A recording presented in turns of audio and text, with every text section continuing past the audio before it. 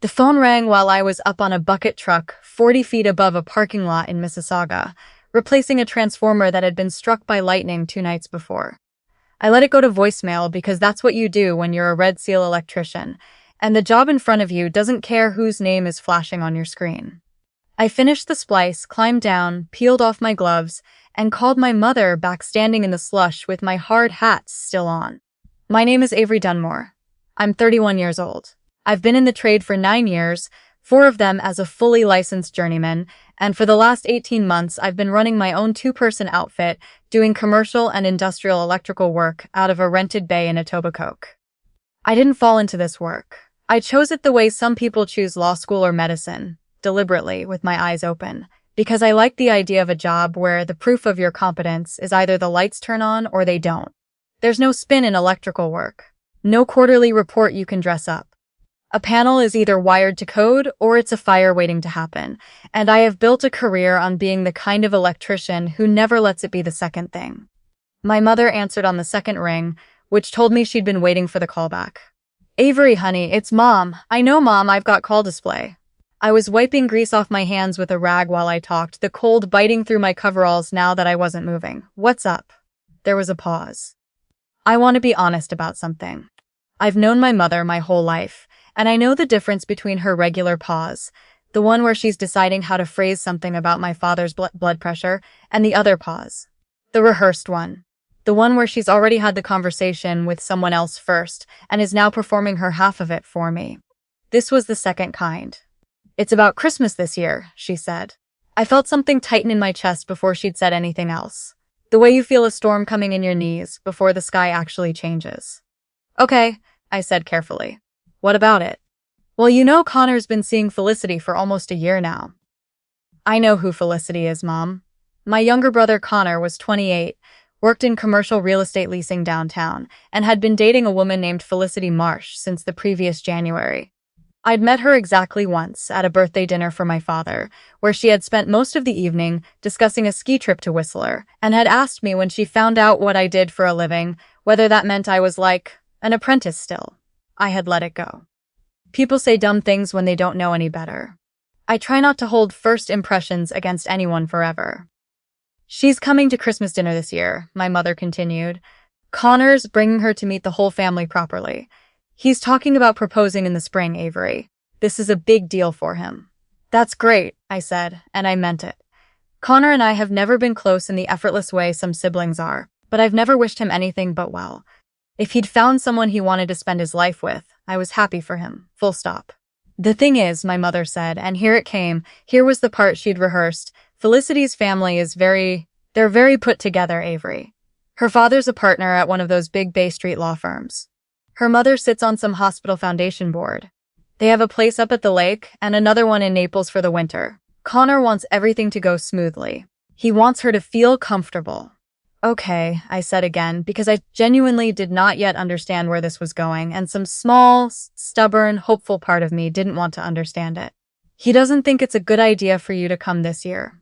I stood very still in that parking lot. A forklift was beeping somewhere behind me, backing up. I could hear it perfectly clearly, every beep, the way you notice irrelevant details when something important is happening to you. He said, "What now?" "He's worried, honey." My mother's voice had that particular brightness people use when they're trying to make something sound less bad than it is. He's worried that if Felicity finds out his sister does electrical work, manual labor, with the boots and the tool belt, it might give her family the wrong impression. Make them think we're, I don't know, that kind of family. He wants to put his best foot forward.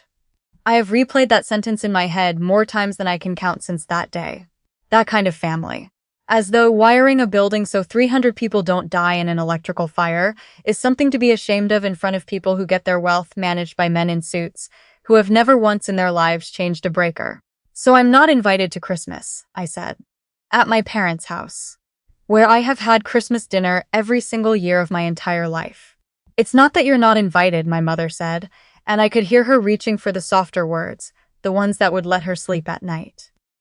It's just this one year we thought it might be easier if it was a smaller, simpler gathering. You understand, don't you? It's a delicate time for Connor. I did not say anything for a long moment. I want to tell you I was composed, that I delivered some devastating line right there in the parking lot. But the truth is I just stood there in the cold with the forklift beeping behind me and felt something in my chest go very quiet. Not calm, not fine, the kind of quiet that happens right before you decide, very deliberately, not to give someone the reaction they're braced for. I understand, I told her. And I did. I understood completely. I just didn't understand it the way she thought I did. I hung up, got in my truck, and sat in the cab of it in that half-empty parking lot for almost 25 minutes without turning the key. Across the lot, a woman was loading groceries into her car, wrestling a toddler into a car seat, while a dog barked from inside the vehicle. Ordinary chaotic life happening 20 feet away from me while I sat there absorbing the particular specific humiliation of being told that the work I am proud of, work that keeps buildings standing and people safe, and that I am, by any honest measure, very good at, was something my own brother needed to hide so a woman with a lake house wouldn't think less of our family. Here's what nobody in my family knew yet, what I hadn't told a single one of them, because I'd wanted to wait until the ink was fully dry. 3 weeks before that phone call, I had signed a contract to be the lead electrical subcontractor on a mixed-use development going up near the Etobicoke waterfront. 11 stories, retail on the ground floor, residential above, the kind of project that gets a write-up in the trade press when it breaks ground. It wasn't just a job for my crew anymore. The general contractor had specifically asked for me by name, after seeing the work I'd done on a smaller job in Liberty Village. I was going to be the one standing in the site trailer at the coordination meetings, the one whose signature went on the inspection sign-offs for the entire electrical scope. I was going to announce it at Christmas dinner, over my grandmother's shortbread, with everybody in the room. They had just decided, without knowing any of that I wasn't worth having in the room at all. I called my best friend Jess that night, the way I usually would have, and then I didn't. I let the phone sit on the counter and I let myself just feel it instead, the specific ugly shape of being told your presence is a liability to people you love. I cried a little, which I don't do often, and then I stopped, made myself a cup of tea, and decided something. I wasn't going to fight for an invitation to a dinner where I'd been declared an embarrassment before anyone had even checked whether that was true. I was going to let them have their smaller, simpler Christmas. I was curious, genuinely, coldly curious, what it would teach them. Christmas came and went without me. I want to be honest. It was not the saddest day of my life, even though it sounds like it should have been. My friend Jess invited me to her family's place in Oakville, and I almost said yes, but in the end I told her I needed the quiet, and I think she understood. I cooked myself a proper dinner in my apartment, a small turkey breast, because there's no point roasting a whole bird for one person, mashed potatoes the way my grandmother taught me, and the cranberry orange relish that's been my contribution to every family Christmas since I was 16, because I was not going to let Connor take that recipe away from me too. I put on music, lit candles, ate at my own table that I pay for with money I earn doing work most people wouldn't survive a single shift of, and it was against every expectation I'd had walking in, peaceful. What I didn't know, what I only learned afterward, in pieces from my mother, stumbling over the telling of it, the way people do when they're embarrassed about how a story makes them look, was what was happening across the city at my parents' house while I sat in that quiet. Felicity Marsh's family, it turned out, was not quite the family Connor had built up in his head. Felicity's father, the Bay Street partner, had grown up in Sault Ste. Marie, the son of a steelworker at Algoma. Her uncle on her mother's side ran a structural engineering firm out of Hamilton that had done work on half the major bridge rehabilitation projects in southern Ontario over the past 2 decades. Felicity herself, it turned out, had a younger sister who was 3 years into an ironworker apprenticeship on a downtown high-rise. A fact Connor had apparently never once thought to ask about in the 11 months they'd been dating. So when Connor, somewhere over the turkey, made an offhand comment about how everyone on our side of the family is pretty career-focused, professional, Felicity had smiled politely and asked about siblings. I just have the one sister, Connor said. Avery. What does Avery do? And Connor. My mother told me this part very quietly, like it cost her something to repeat it. Said I, did some electrical work, in the same tone you'd use to mention a parking ticket, a small inconvenient fact you'd rather not elaborate on. Felicity put her fork down. What kind of electrical work? She asked. Connor said he wasn't totally sure of the specifics. Does she have her own company or does she work for someone? Connor said he thought she just did jobs here and there. Why isn't she here tonight? And that's when my mother, God love her, who had been quietly hoping the subject would die a natural death, made the decision to tell the truth. That Connor hadn't wanted me there, because he'd been worried my job might make Felicity uncomfortable. My mother said the table went completely still. Felicity looked at Connor for a long moment. Not angry, my mother said, which was somehow worse, with the kind of clear-eyed, recalculating look of someone quietly revising everything they thought they understood about a man they were planning to marry. My sister's an ironworker, Felicity said evenly. My dad poured concrete and pulled cable before he ever set foot in a law school. I find it strange that you'd think a tradesperson would embarrass me at a dinner table. If anything, I'd have liked to meet her.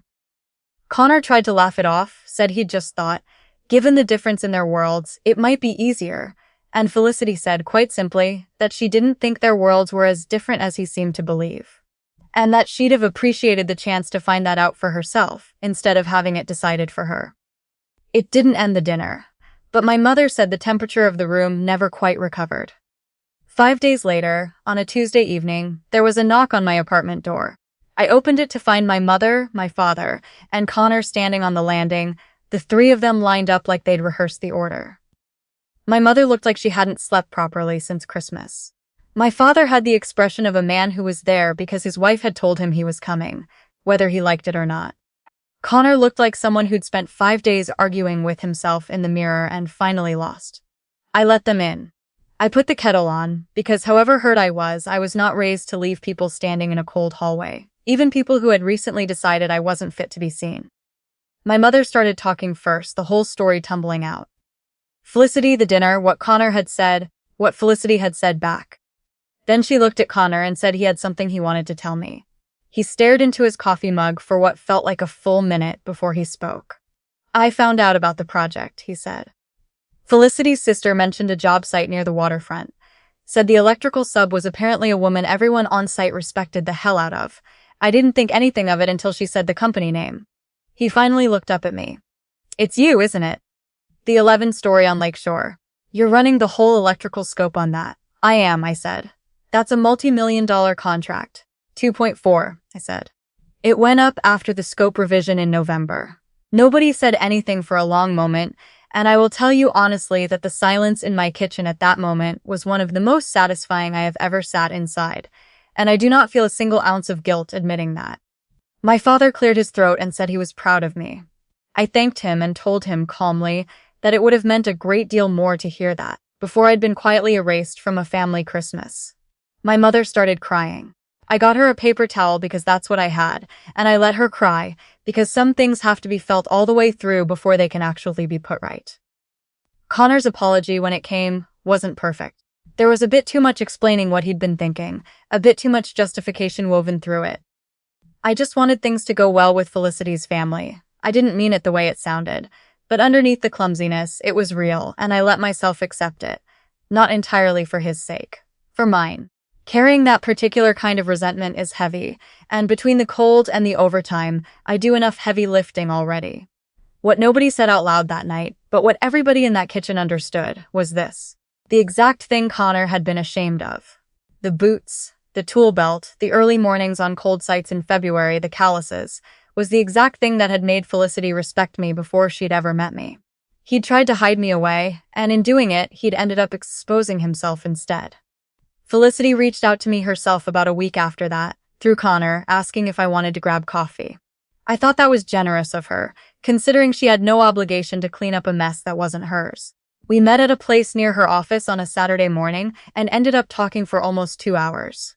She told me about growing up listening to her dad, describe pouring footings in February, cold so bad his hands cracked, about how he still drives past certain buildings in Hamilton and points them out to her like old friends. I told her about the first time I ran my own crew, about the exact second it clicked that I wasn't just doing the work anymore, I was responsible for it. Connor and Felicity are still together. From everything I can see, they're doing well. Better, honestly, than they were before all this, because I think some things needed saying that finally got said. Last month, Felicity's uncle, the one with the structural engineering firm in Hamilton, reached out to me directly. He'd heard about the waterfront project through people in the industry and wanted to talk about bringing my crew on for a renovation. His firm was consulting on in the spring. My brother tried to make me disappear from his table so a stranger wouldn't think less of our family. Instead, he walked me straight into a room I didn't even know I needed to be standing in. I still drive a truck with my own company name on the door. I still come home most nights smelling like conduit dust and cold coffee, with grease under my nails that doesn't come all the way out no matter how hard I scrub. And every single Christmas from now on, my cranberry orange relish is going on that table, whether anybody's worried about how it looks or not.